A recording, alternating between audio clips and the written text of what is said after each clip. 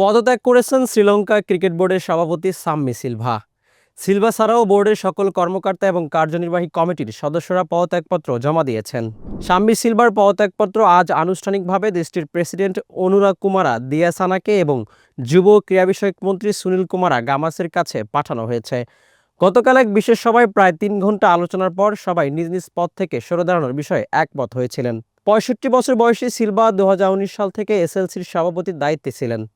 শ্রীলঙ্কা পুরুষ দলের ক্রমাগত অবনতি এবং অব্যবস্থাপনার অভিযোগ নিয়ে তীব্র সমালোচনার মুখে তিনি দাঁড়ালেন। ২০১৯ সালে তিলঙ্গা সুমাতিপালার উত্তরসূরি হিসেবে দায়িত্ব নেওয়ার পর টানা ৪ মেয়াদে বোর্ড প্রধানের পদে ছিলেন সিলভা, যার মধ্যে ৩বারই তিনি নির্বাচিত হয়েছিলেন বিনা প্রতিদ্বন্দ্বিতায়। সিলভা ২০২৫ সালে এশিয়ান ক্রিকেট কাউন্সিলের সভাপতি হিসেবেও দায়িত্ব পালন করেন। চলতি বছরের টি-20 বিশ্বকাপে ভারতের সঙ্গে যৌথভাবে আয়োজক ছিল শ্রীলঙ্কা।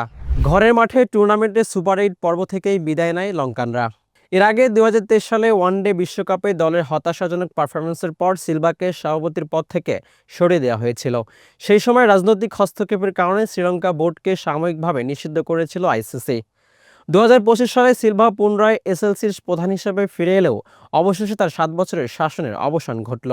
শ্রীলঙ্কা সরকারের পক্ষ থেকে এখন একটি অন্তর্বর্তীকালীন কমিটি গঠনের জোর সম্ভাবনা রয়েছে।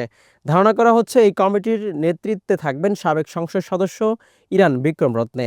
এছাড়া ক্রিকেট বোর্ডের সংস্কার প্রক্রিয়া দ্রুত করার লক্ষ্যে লঙ্কান ক্রিকেটের ২ কিংবদন্তি সিদ্ধার্থ ওয়েত্তেমুনি এবং রোশান মহানামাকেও গুরুত্বপূর্ণ দায়িত্ব দেওয়া হতে পারে। তবে এখনও সরকারিভাবে কোনো চূড়ান্ত ঘোষণা আসেনি। ইরান বিক্রমরত্নের নেতৃত্বাধীন প্রস্তাবিত অন্তর্বর্তীকালীন কমিটি গঠনে এখন বড় ধরনের আইনি মারপ্যাচেও পড়েছে শ্রীলঙ্কা। এসএলসির বর্তমান সংবিধান অনুযায়ী সভাপতির পদ শূন্য হলে কার্যনির্বাহী কমিটিকে সভা ডেকে বর্তমান সহসভাপতির মধ্যে থেকে একজনকে সেই পদে বসাতে হয়। কিন্তু গত মঙ্গলবার সহসভাপতি জয়ন্ত ধর্মদাসা এবং রবিন বিক্রমরত্নে দুজনেই পদত্যাগ করায় সেই পদ এখন বন্ধ।